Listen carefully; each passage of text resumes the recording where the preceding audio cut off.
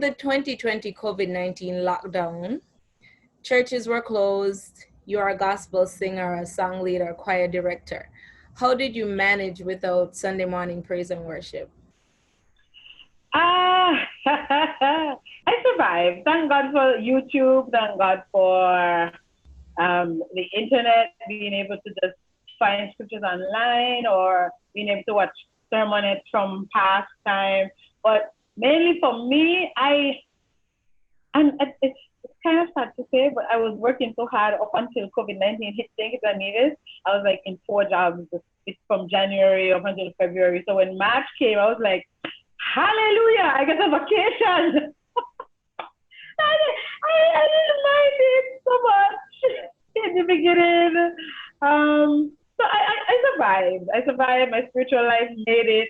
I was grateful to God that I got a rest. I got a break. You say you were working 4 jobs. I was very busy for the beginning of 2020. How was it organizing and executing your live events? You had to go into the virtual world. Was it more difficult? Was it more relaxing? How was it? I feel like whatever you put your all into, the effort was the same. So whereas for my live in-person event, so let's talk about the one I had in St. So the one I had in St. was on the 7th of March, and it was called the Night of Love. So I had to get a band, I had to practice the vocalist, I had to get the artiste, sell tickets, decorate the place, check the venue, call the caterers, so all of that, right? That was a lot of running up and down, a lot of communication, a lot of stress. Okay. Virtually, we still had the same thing, but not as many people were involved. So I had to check my sound, make sure my sound was good. Check the internet connection, make sure I had good internet connection. Otherwise, it would have been problems. Make sure my background was dressed up and decorated, and I was dressed up and decorated, right? Make sure I didn't have any external noises that would hinder the actual virtual experience. So it's kind of the same thing, different variables, but still the same thing. I feel like though, learning from the virtual one, I should have started earlier. I took it for granted. Virtually, I don't have to do much, but if I had started earlier, then I wouldn't have had as many problems as I did. So, it's a learning experience. Now that things are opening back up, do you plan to combine the virtual with your live in-person events now that you have a handle of both of them? Eventually, that was always the goal, to be able to stream my events while they were happening live. Right now, I am just trying to be as careful as possible, trying not to break into the rules, right? Maybe I wait a little longer till the rules relax a bit more and just work on me in the meantime. So right now, I'm doing a lot of me projects. Are you worried about the COVID-19 at all, like getting sick or? Not really, because, okay, so I don't know. And I guess it's from my teachings and my growing up and stuff. It's like, you can't be afraid of fire if you don't put your hand in the fire, right? So if you be careful, if you follow the rules, and if you don't, go around licking poles, you'll be fine, right?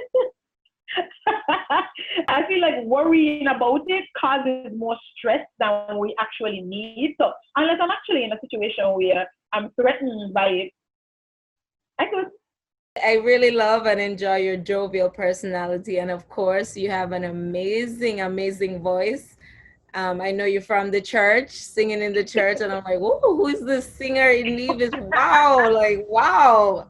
So skilled, so talented. And, you evoke a lot of emotion while you're singing.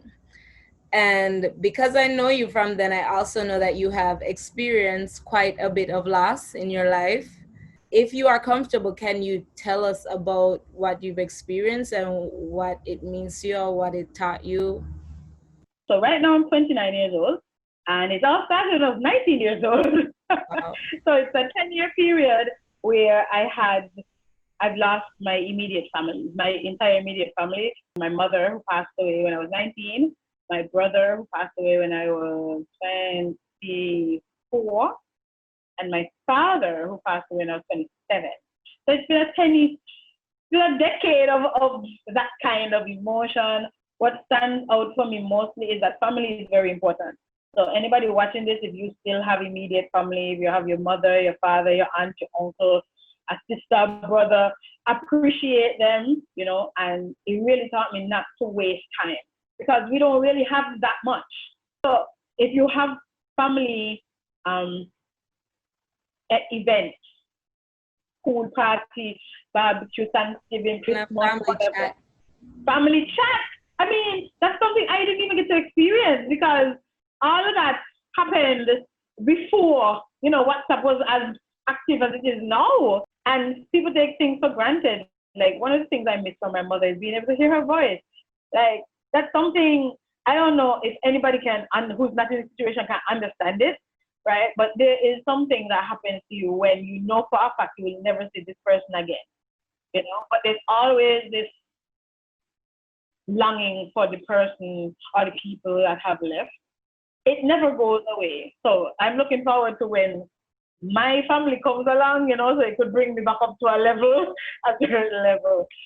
Other things that I've learned in the process is to love and appreciate me for who I am, how I was created, and where I am now. Because a lot of times when you go through traumatic stuff, it's easy for you to blame somebody else or blame yourself and have a lot of negative thoughts, a lot of negative energy around you from yourself. Was there ever a period where you did like turn to vices maybe to comfort yourself and then you had to find your way? You will try to find comfort in something, someone, somewhere, but it's really trying, and maybe it's because I've been through so many, you know, I had to eventually understand this cycle of how it happens, understand how people outside respond to me about what's happening and how I was responding to what's happening. And I had to train myself, okay, people gonna call and 20 of them gonna tell me the same thing. I'm sorry for your loss.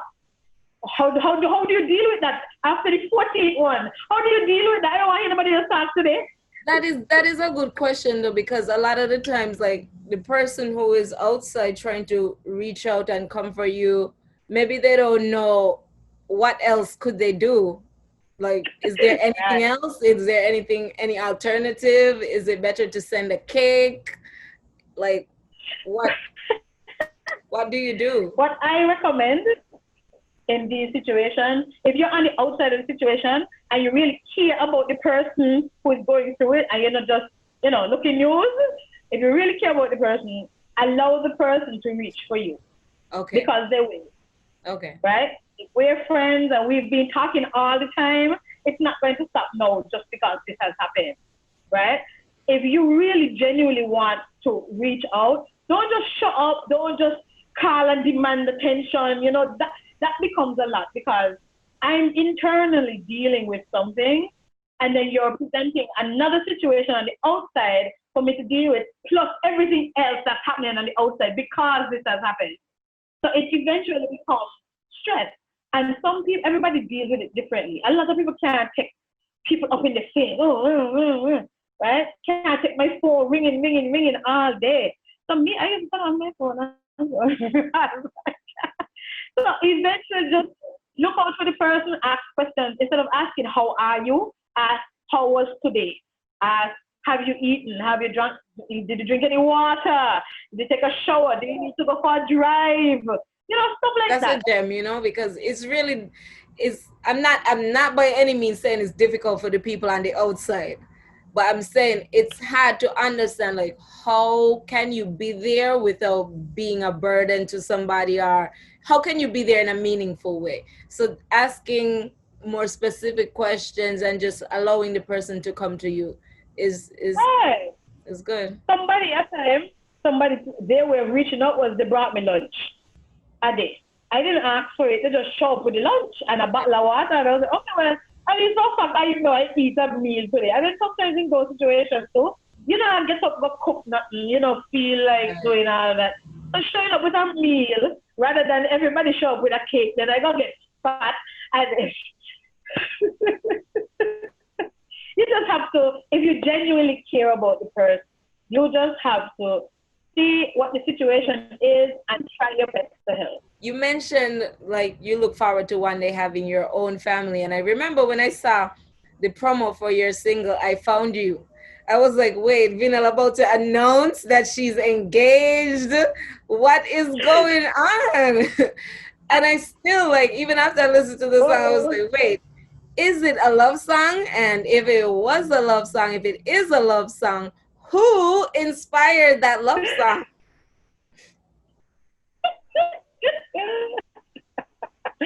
well, it is a love song. Let's start there. It is a love song, and it was written for my father. My father got married in 2018, so it was my wedding gift to him for the wedding, right? But then he passed away that same year. So I said, as a gift to myself and a tribute to him, I will release this song as my very first debut single as a performing artist.